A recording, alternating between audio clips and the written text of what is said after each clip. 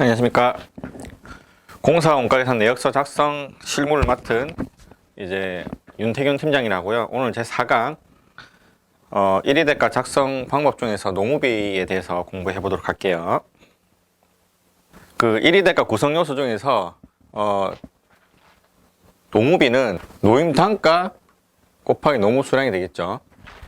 그러니까 이 노임 단가랑 노무 수량이 서로 단위가 같아야 되겠죠. 뭐 하루 기준이면 하루 기준, 뭐 한 시간 기준이면 한 시간 기준, 시간당 노임 단가면 시간당 수량을 써야 되겠고, 1 노임 단가면 1 노무 수량을 넣어야겠죠. 그래서 이 대가표 구성이 중에서 건축 목공과 보통 인부, ND 북치기든지 이렇게 드는데, 이게 매인공, 뭐 보조공 이런 식으로 부릅니다. 그래서 제, 노, 경 순으로 이제 표시되고, 밑으로도 제, 노, 경, 뭐 이 순서로 하는 게 맞겠죠? 헷갈리지 않게. 자, 노임 단가부터 이제 보시면, 노임 단가는 어디서 그 발표되냐면, 대한건설협회,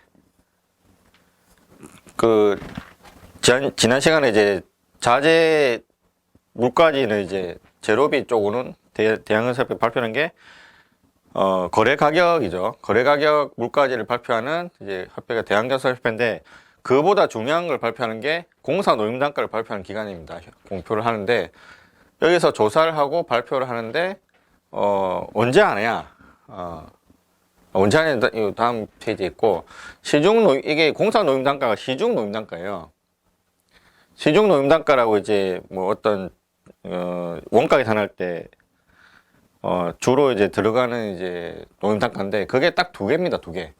공사 노임 단가, 제조 노임 단가. 공사 노임 단가는 뭐 대한건설협회에서 발표하고, 제조 노임 단가는 중소기업 중앙회. 이건 제조 원가 계산할 때 필요한 거예요. 제조 노임 단가는. 어쨌든 시중 노임 단가는 공사 노임 단가, 제조 노임 단가. 그 말고 대표 뭐 여러 가지가 있어요. 수십 개가 있는데, 크게 5가지 중에 시중 노임 단가 2개 빼고, 많이 보는 게 학술 용역 노임 단가, 엔지니어링 기술자 노임 단가, 소프트웨어 기술자 노임 단가가 있어요. 뭐 있다는 걸 알고 계시고, 요거에 대해서 이게 조금 더 공부를 하고 싶다면 요 사이트 클릭해서 들어가시거나, 제 블로그 뭐 윤태균 연구원 검색해서 이제 5대 노임 단가라고 검색하시면 요 5개 노임 단가에 대한 정확한 비교 설명이 있어요. 그걸 보시고 이걸 들으시면 참 좋을 것 같아요.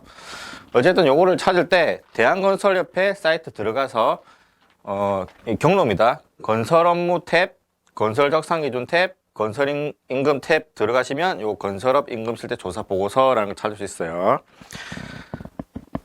그 임금 직종이 한 100개 좀 넘을 거예요. 100 몇 개 있는데, 요 조사 시기가, 일단 적용 기준부터 볼게요. 적용 기준이 상반기, 하반기가 있는데, 이 다른 노임 단가는 상반기, 하반기가 딱 숫자상으로 딱 절반이에요. 1월부터 6월, 7월부터 뭐 12월인데, 이거는 또 아니에요. 공사 노임 단가는.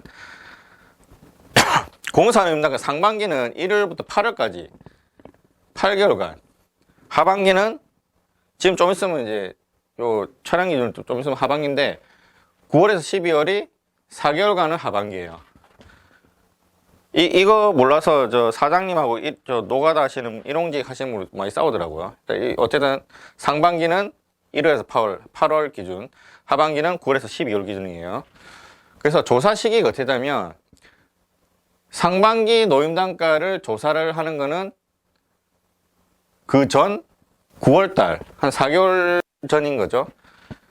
조사 기준이 9월달 거를, 조사 실시를 10월 1일부터 하는 거고, 똑같이 마찬가지 하반기는 9월달에 하는데, 그 4개월 전 5월 기준을 가지고 3개월 전부터 조사를 해요. 6월달.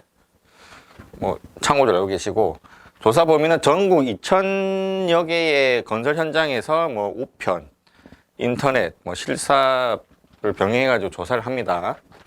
그럼 그 노임 단가가 이제 성격이 어쩌냐면, 이제 참고사항을 보시면, 요거 이제 건설업 아까 임금지사 실태 보고서에 있는 글자입니다.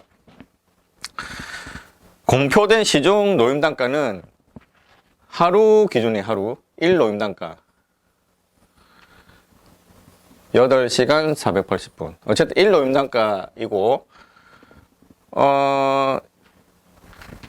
기본급입니다. 기본급. 다른 뭐 제초당 상여금, 퇴직금, 충당금은 이제 필요하면 계산해서 또 하는데, 어쨌든 저 시중노임단가 발표하는 거는 기본급이에요. 기본급에만 해당돼요. 그래서 만약에 조사기간이 공표하지 않은 직종이 있을 수 있겠죠. 뭐 백몇십 개 이제 발표를 하긴 하는데, 실제로 없는 직종 같은 거는 좀 유사한 직종에 그걸 준용해서 쓸 수도 있고요. 만약에 조사를 매년 뭐 2번씩 하는데 조사가 안 되는 경우도 있을 거 아닙니까? 그죠? 그러니까 신용노임단가 빠지는 해가 있어요. 예를 들어서 뭐 19년 하반기, 20년 뭐 상반기 쪽쪽 하다가 중간에 이빨 빠지듯 조사가 안 되는 경우 딱 빠지고, 뭐 조사되고 안 되고 이런 경우가 있겠죠. 그런 경우에는 없어서 이거 실수하는 겁니다. 없어서 그 직전 거를 적용을 하는 경우가 있어요. 그러면 안 되고, 요거대로 하면은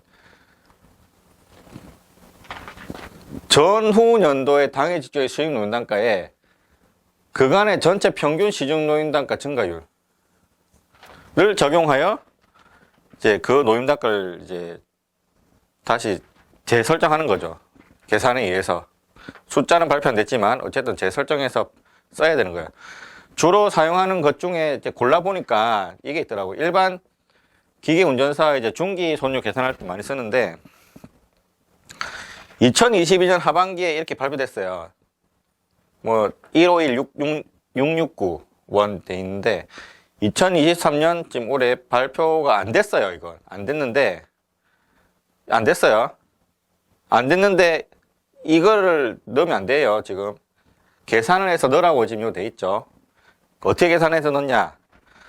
이 백몇십 개에 대한 평균가가 있을 거 아니에요. 평균가 있죠. 평균가 증가율이 있을 거예요. 평균가 증가율 2.5%입니다. 그럼 평균가 증가율이 2.5% 증가됐기 때문에 이것도 2.5% 증가해서 반영을 한다는 말입니다. 이렇게 하시면 돼요.